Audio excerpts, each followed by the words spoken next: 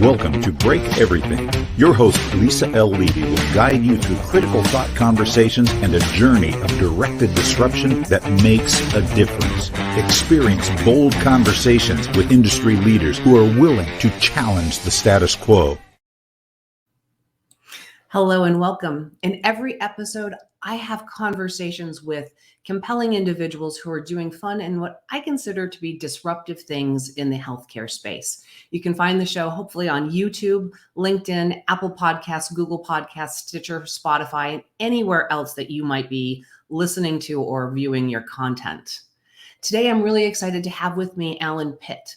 He is a professor and attending physician at the Barrow Neurological Institute, a part of Common Spirit. In addition to his clinical duties, Dr. Pitt is a serial entrepreneur focused on companies changing the way we care for each other at scale.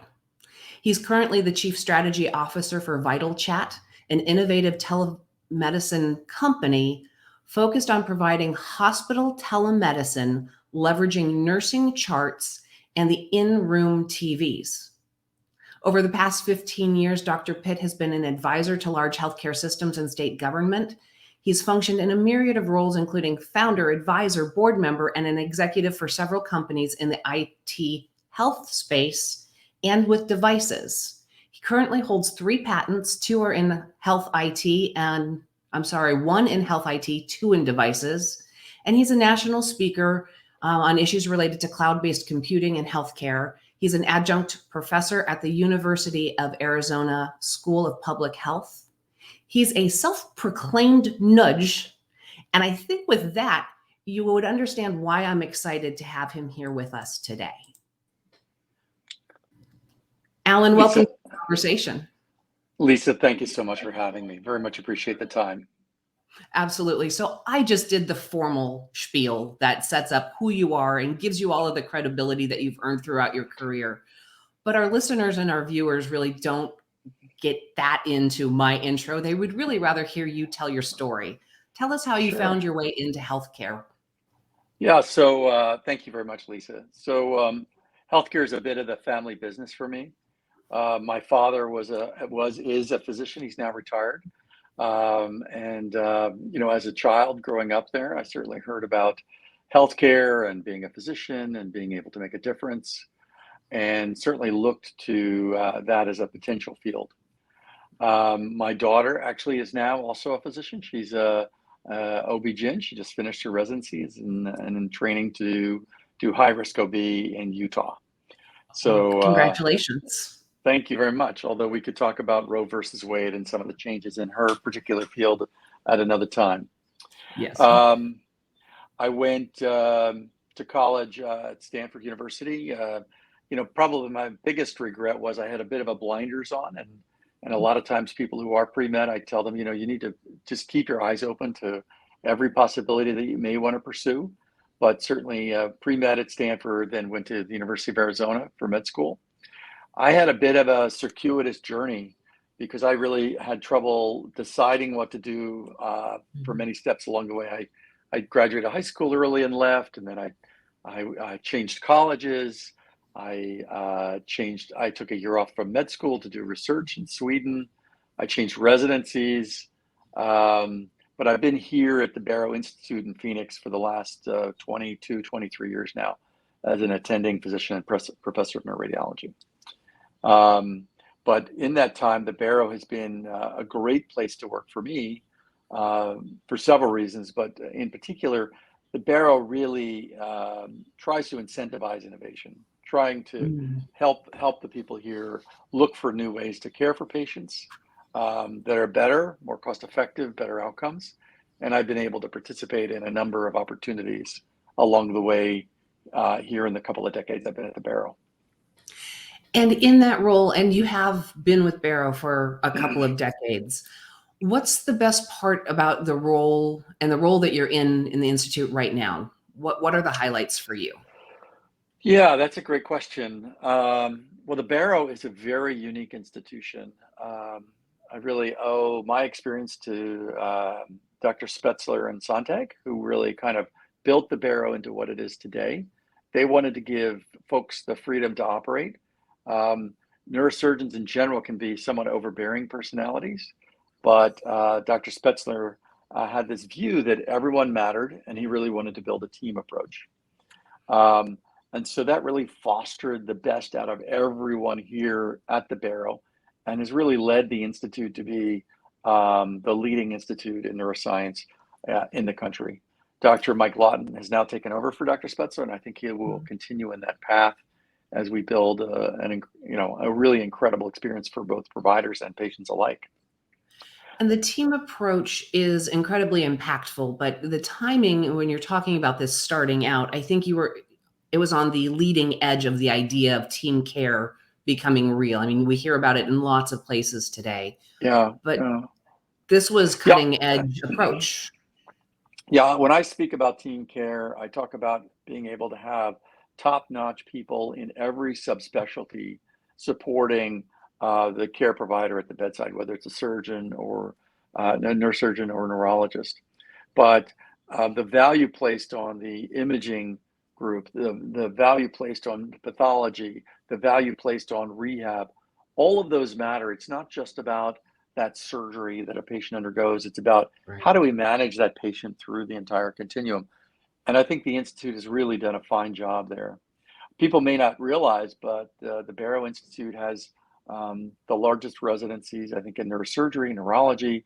I have 9 fellows in neuroradiology that come and train with me. I think I've trained something like 150 people over the last 22 years that are now throughout the country. So we have folks from the Institute that are really everywhere in the country. And it's a nice place to be from. Right. And it's a really nice place in that investment in the future generations of providers. 100%. 100%. I want to go back in time because as you were describing your story and your journey, you were very honest about, not exactly, you had your blinders on, but you took time off and you stepped away and you came back, right? There's an anchor to medicine that is tied to your dad. And it's interesting. I hear that from a lot of physicians of a certain age. I don't know if that continues on to the younger generations. With your family, it certainly does. But you knew what you wanted to do, but maybe weren't totally confident in it, and you took the time to figure out and reaffirm. Do you think that that's something that more students should be doing? I 100% think that that's the case. I mean, I took my children and tried to expose them to different people in my network. I'm a kind of a consummate networker. I think it's very important that people try to find mentors, to find people that they think they may want to emulate, they may want to look like, get exposure to them, and then think through their own decision making. I tell people I'm the dumbest person who ever graduated Stanford, because when I was there at Stanford, a lot of big things were being launched, Yahoo and Cisco, a whole bunch of things. And I almost wonder what it would have been like to have pursued some of those paths. Now, I would say that the world I live in now is a really interesting place, right? There are very few jobs that you can be both a scientist and a priest kind of at the same time. And in a lot of ways, being a physician, you're applying science to problems that people are facing, but you're doing it in a way where you have to be very cognizant of how they view their own life. There's often no right answer for a patient. There's the best answer for that person in terms of how they view where they are in their life and different things. It's tough decisions at times. It is. And so I guess that leads me to the natural follow-up to that is, what is your why?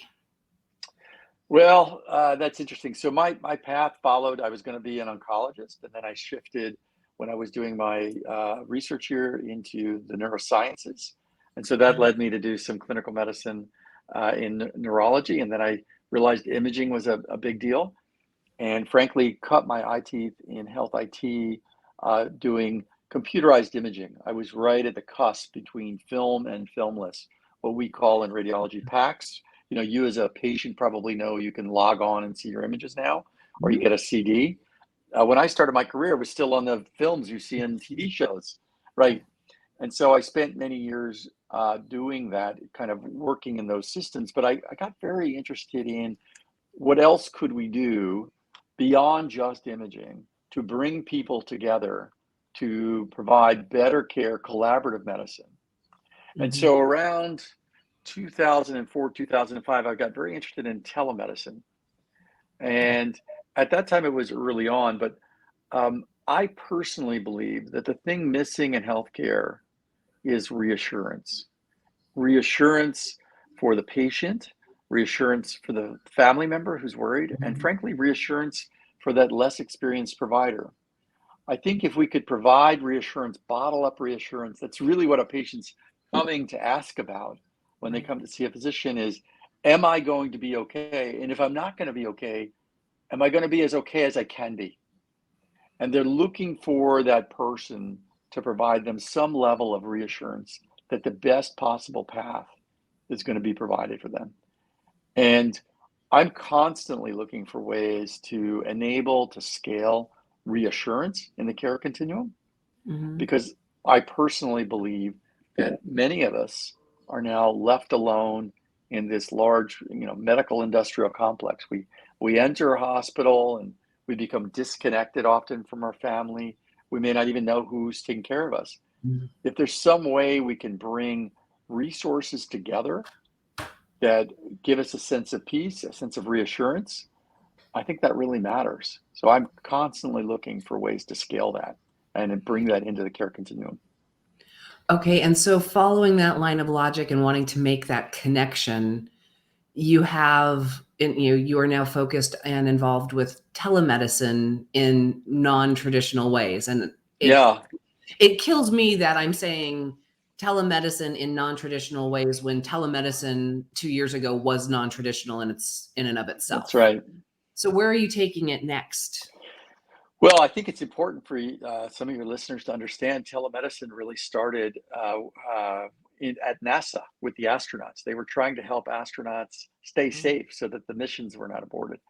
And the military, NASA put a ton of money into that. And then that rolled into academic medicine, where we wrote a lot of grants and built a lot of stuff. And really, telemedicine was about providing access for rural populations that were hundreds of miles away from best possible care. More recently, there's been a lot of use of telemedicine for people who don't want to come to an urgent care or emergency room. And I certainly understand that value. But my real interest in telemedicine is kind of wonky. It's almost an oxymoron, because I want to insert telemedicine into the care continuum, and most specifically, spend a lot of time thinking about the sickest patients and how we can provide resources literally when they're in the hospital and then as they move home, as opposed to what we have with some of the major companies across the U.S., which is the least sick patients, and it's a convenience.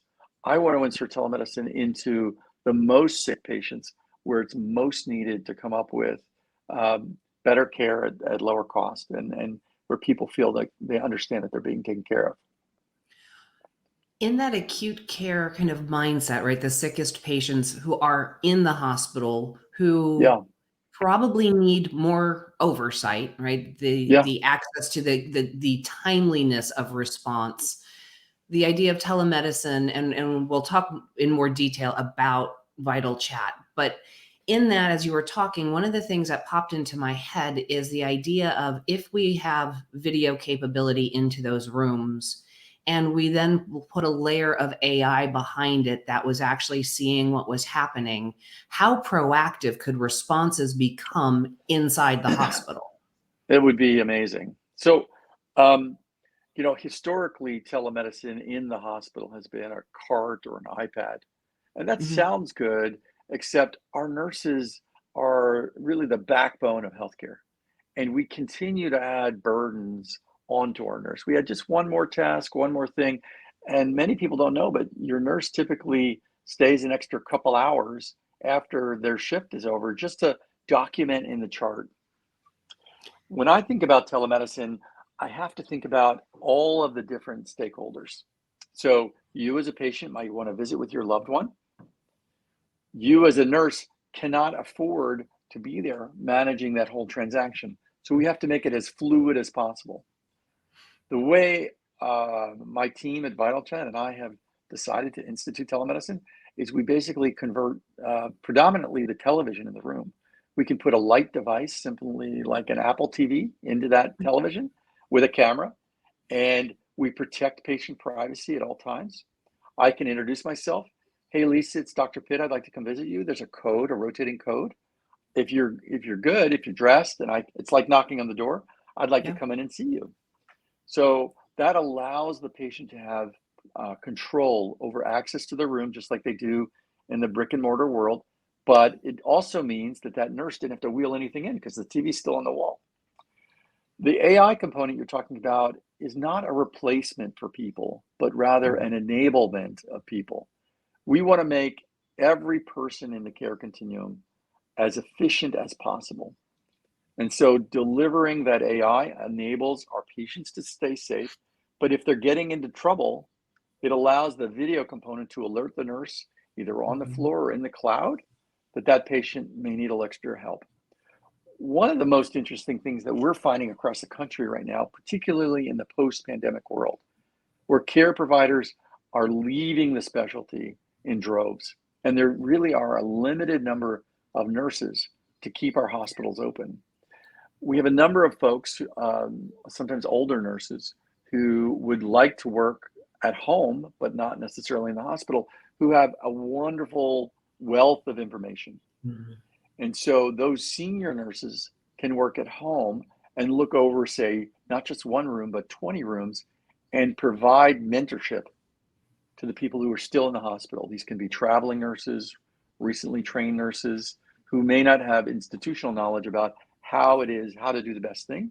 And so if we can provide this, what I call healthcare pyramid, where we have more and more senior people available to assist in the care continuum at the right time, we can allow better care at lower cost.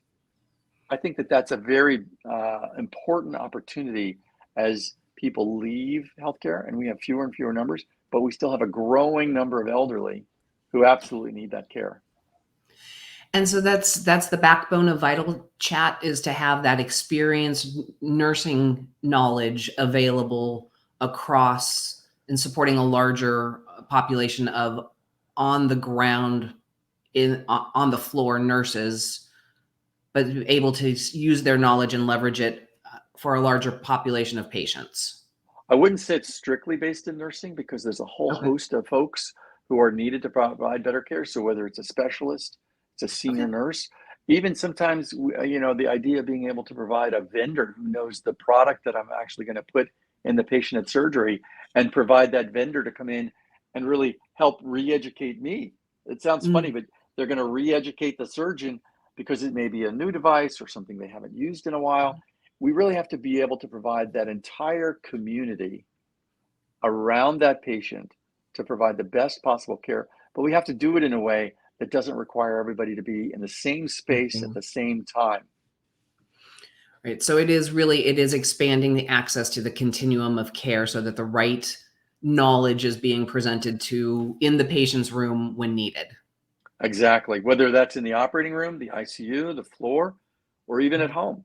One of the beauties of this technology is we can actually take in-home TVs or put in light devices so that a senior, an older person who doesn't really want to deal with all that technology, right? Even clicking on a Zoom link may be too much for someone who's 85 and kind of teetering on nursing home or home.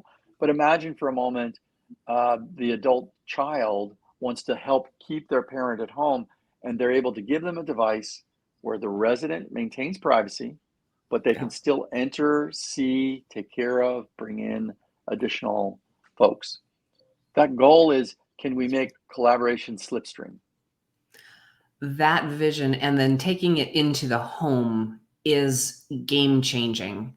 And it speaks, and I'll speak very personally. Earlier in the year with my granny, she was 93. We've lost her, but having that capability for the last 6 months of her life would have been so reassuring and so much less disruptive to having to, pack her up and move her and get her in, right? If the conversation could have happened in the comfort of her space and not in an ER, when probably didn't need to be at the ER. 100%. But that was the way in a rural community to get the care and access to it. It's a phenomenal opportunity for our aging baby boomer community. Yep. The most overlooked asset in healthcare is not a drug, it's not a Mm. surgery, it's not a hospital. It's the concerned family member who wants to help keep their loved one well. If we can figure out ways to activate that concerned loved one, we can provide tremendous value in care. And people can have a much richer life throughout their entire course. And we just have to figure out those tools that make that very easy for all involved. So with this vision that you have, and it is, an innovative vision for the future, what are some of your hopes with what you're trying to bring, what you're bringing to market and the impact, but also the hopes, and then what are some of the obstacles you're facing? Sure. Well, first of all, it's not a future state; it's a present state. It is present. This is Sorry. this is yeah, this is already being used in over 15 hospital systems. So we're definitely deploying this. People are finding value. We're doing all sorts of use cases. We have tons of testimonials, family members, chaplains who came in to see patients in the time of COVID, providers. All of those are possible. There are, with anything, there are always obstacles, and I think the main obstacle is always change management. So if you bring Mm. anything new to healthcare, there's always someone who likes the way they're doing it today. They feel threatened by the way you want to do that Mhm. tomorrow, and so that's always difficult. I think, Yeah. frankly, many clinicians, nurses, and physicians have been told for several decades that technology is going to make their life better. And every time they hear the word technology, I don't know if you remember Young Frankenstein when they'd say Herr Brucker and the horses would go nuts. Yes. Technology to a doctor, to a nurse is like, oh my God, what bad thing's going to happen? And so we have to be very sensitive that the human is first in Mhm. any technology that we put forward. Currently, our physicians and nurses are being overwhelmed because they're slaves to the EMR. They're sitting there Mm. spending much of their time documenting an electronic medical record, which they told would make their lives easier, but it Mhm. really hasn't. To that end, one of the broader visions of Vitalchat, and this is really possible because it's a fixed device in a room as opposed to a mobile device that has to be wheeled around, but it's a fixed Mhm. device. To that end, my vision is that we own audio and video in the care continuum. What do I mean by that? Well, any time that audio or video could provide value in the care continuum, we want to help enable that. So that could be as simple as having a person who speaks a language translator brought in to help do language translation live over a television where they can see everyone rather than over a phone so that Yeah. conversations are better. That can be that I go and see my patients in the morning when I'm rounding and I store a small audio clip or video clip that could be viewed later by other providers or frankly by the family so that they have a much clearer idea about what's happening to their loved one in that care continuum. And finally, if you take that one step further for either doctors or nurses, you could take that as audio or video clips and put it to the cloud and have somebody else type it into the electronic medical record. And Yes. then the nurse or physician at the end of shift could simply sign off and say, I agree, relieving them of that responsibility of documentation so that they would have more time to spend on patients. What we really need to do is get back in front of the patient. Absolutely. And there were so many things while you were going through that resonated for me. So, right, I'm a business consultant. That's what I Mm-hmm. do. And as you were telling that story, organizational change management is just, it's the thing that will make or break everything. But Mm-hmm. you described what I do for a living, right? It's getting the right people, using the right processes, and enabling with technology. And Yeah. in the healthcare space, we've done such a bad job of enabling with technology. We anchor with technology and it slows things down. And the experience in, a doctor-patient encounter where the doctor is just sitting there typing into their laptop, right? And there's Yeah. like no eye contact, but you're in the Exactly. same room. How is that an improvement in quality of care? It isn't.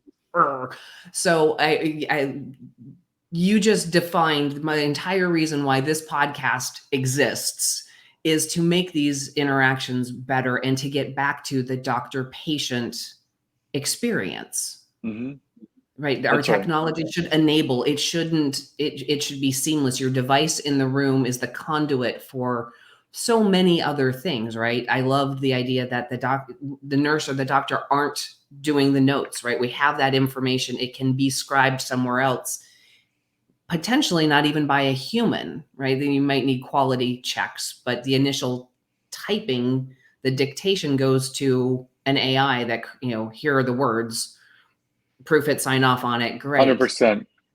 I mean, there's the opportunity for automation is absolutely fantastic.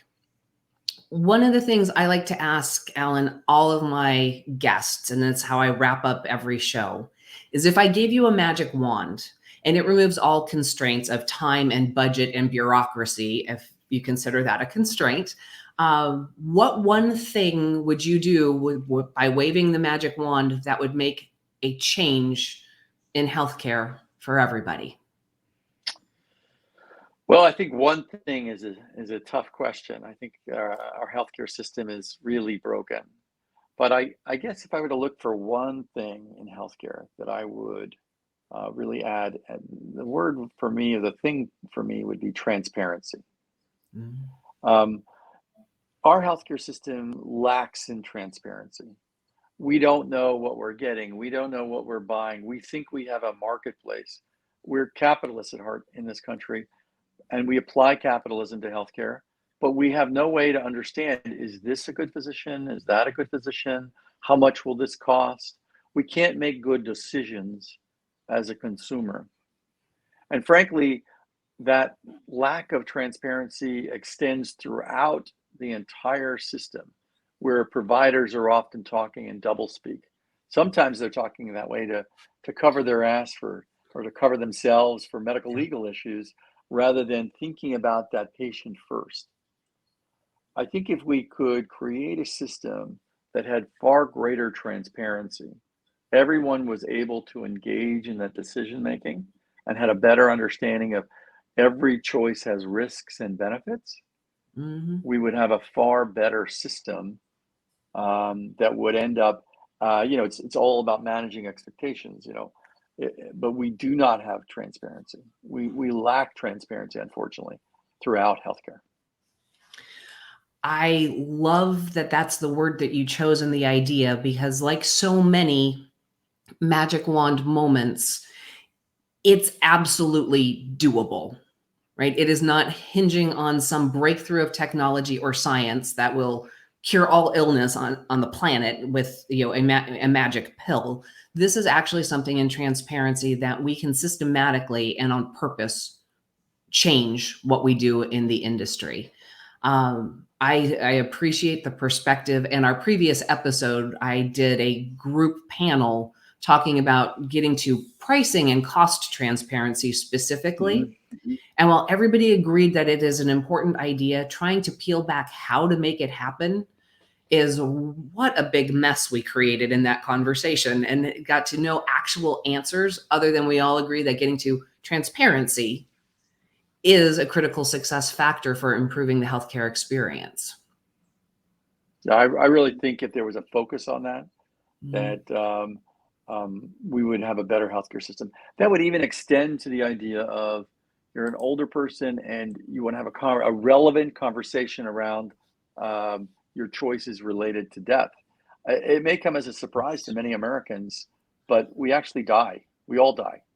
And sometimes we're faced with patients who think somehow or another modern healthcare is going to keep them alive forever, if you even wanted to do that.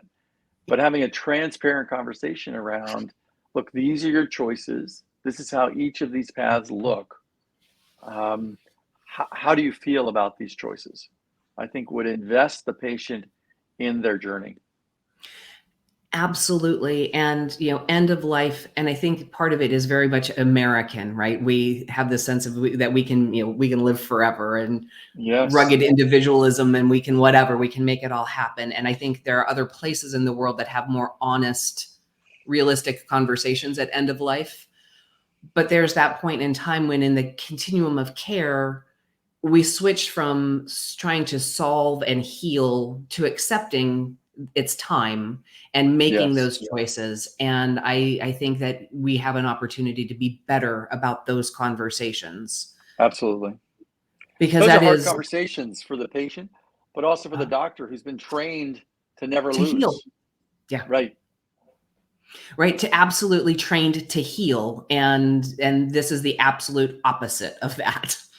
That's right. 100%. It's a very challenging conversation. Alan, is there anything that you want to share with the audience that I did not tease out in our conversation? I want to mention one other activity that I've been very involved in lately. I've been working with Christine Eric. She has started. She's been a very successful healthcare entrepreneur, but she's looking to solve the problem of autism. She's created a new company, Access, AXIS, for autism. I don't know if you know, but children in the state wait 12 to 18 months to get diagnosed with autism. And if they don't get diagnosed, they don't get the care they need, and the chances of them getting mainstream go down. We built some very interesting technology that we've been able to now start getting kids diagnosed within 30 to 45 days. Perhaps at a later conversation, you might want to talk to Christine, or I'd be happy to talk about the use of technology to scale opportunities to put the right experts in front of children and families at the right time to really fix this with this true epidemic, this national epidemic. But Lisa, I really appreciate the time to talk with you and the opportunity to talk to your listeners about ways that we can scale better ways to take care of each other. I appreciate you spending the time with us today. This concludes the episode. For those of you who are watching, you're probably watching on the Lcubed Consulting channel on YouTube. If you're listening on any of the streaming platforms. Thank you for being with us, and have a great rest of your day. You have just experienced Break Everything with Lisa L. Levy. Critical conversations on directed disruption that